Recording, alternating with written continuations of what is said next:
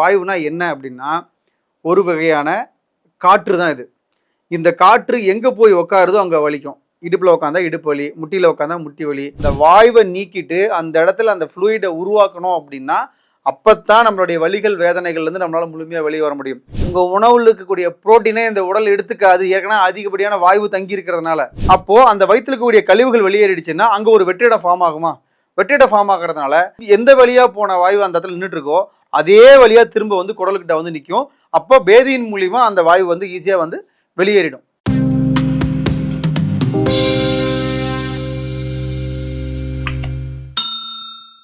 அனைவருக்கும் வணக்கம். நான் உங்கள் ஹீலர் சக்தி யுவராஜ் பேசுகிறேன். இந்த வீடியோ பதிவு எதுக்காகன்னு பார்த்தீங்கன்னா, வாயு தொல்லை அதிகப்படியான கேஸ் ட்ரபிளால் கடுமையான உடல் உபாதைகளை அனுபவிக்கிறவங்க எல்லாருக்குமே இப்போ நான் சொல்லக்கூடிய இந்த டிப்ஸை கரெக்டாக ஃபாலோ பண்ணீங்க அப்படின்னா கண்டிப்பாக ஒரு வாரத்துக்குள்ளேயே உங்கள் உடம்புல ஏற்படக்கூடிய மாற்றத்தை நீங்களே ஃபீல் பண்ணலாம். கடுமையாக நீங்கள் உபாதைகள் அனுபவிச்சுட்ருக்கீங்க அப்படின்னா அந்த உபாதைகள்லேருந்து நீங்கள் பெரும்பான்மையான அந்த வலி வேதனைகள்லேருந்து ஈஸியாக வெளியே வரலாம். என்னென்னா நம்ம கைவைத்தியமாக பண்ண முடியுமோ அதை பற்றி மட்டும்தான் இந்த வீடியோவில் நான் பேச போகிறேன். வாயு ஏன் உருவாகுது? வாயுனா என்ன அப்படின்னா ஒரு வகையான காற்று தான் இது.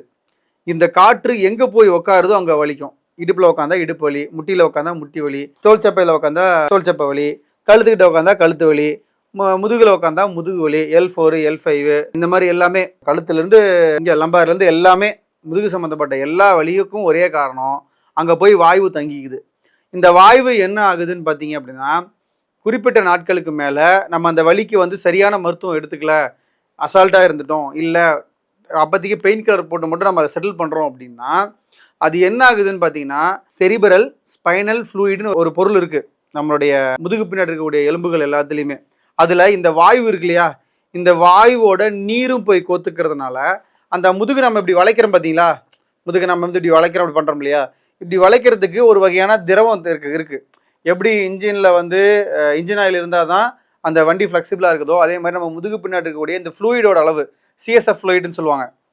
இந்த ஃப்ளூயிடு சரியாக இருந்தால் தான் இது வந்து அந்த எலும்புக்கு ஒவ்வொன்று எலும்பு உராசும் போது அதிகமான தேய்மானம் இல்லாமல் நம்மளை வந்து உடம்புல பாதுகாத்துக்கிறது இந்த செரிப்ரல் ஸ்பைனல் ஃப்ளூயிடு.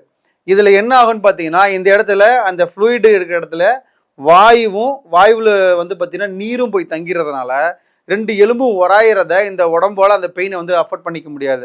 அப்போது அந்த வாயுவை நீக்கிட்டு அந்த இடத்துல அந்த ஃப்ளூயிடை உருவாக்கணும் அப்படின்னா அப்போத்தான் நம்மளுடைய வலிகள் வேதனைகள்லேருந்து நம்மளால் முழுமையாக வெளியே வர முடியும்.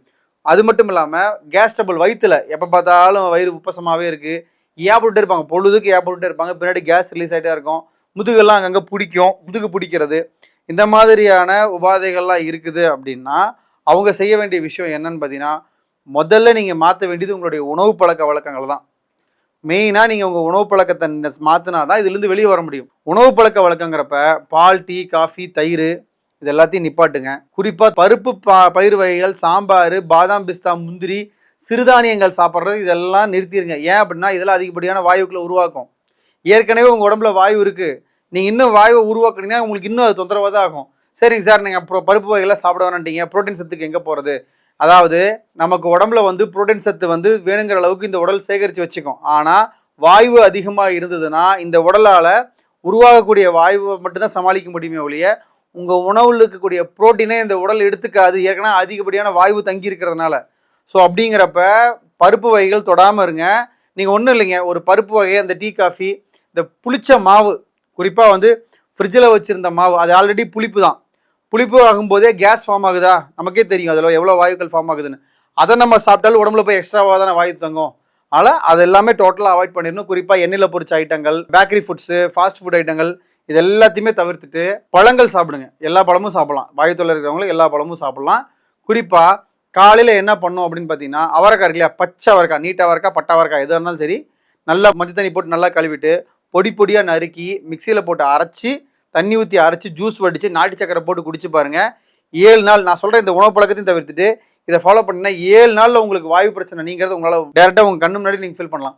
இதுக்கு நீங்கள் மருந்து தான் போகணுங்கிற அவசியமே இல்லை. ரொம்ப எளிமையாக நீங்கள் இதுலேயே செஞ்சுக்கலாம். பெருங்காயத்தூள் இயற்கை அங்காடிகளில் போயிட்டு பியூரான பெருங்காயத்தூள் வாங்கிட்டு வாங்க. பியூராக இருக்கணும். பெருங்காயத்தூள் வாங்கிட்டு வந்து லைட்டாக ஒரு பிஞ்ச் அளவு சுடுதண்ணியில் போட்டு குடித்தா இல்லை மோரில் போட்டு குடிச்சிங்க அப்படின்னா வாயு நல்லா கலையும். ஆனால் பெருங்காயத்தூள் ஒரிஜினலாக இருக்கணும். 2 மூணாவது, இரவு நேரங்களில் எவ்வளோக்கு எவ்வளோ சீக்கிரமாக சாப்பிட்றீங்களோ, ஒரு 7 மணிக்குள்ளே நீங்கள் சாப்பிட்றீங்களோ அவ்வளோக்குளவு நீங்கள் வாயு தொல்லையிலேருந்து வெளியே வந்துடலாம். அடுத்தது மனநிலை.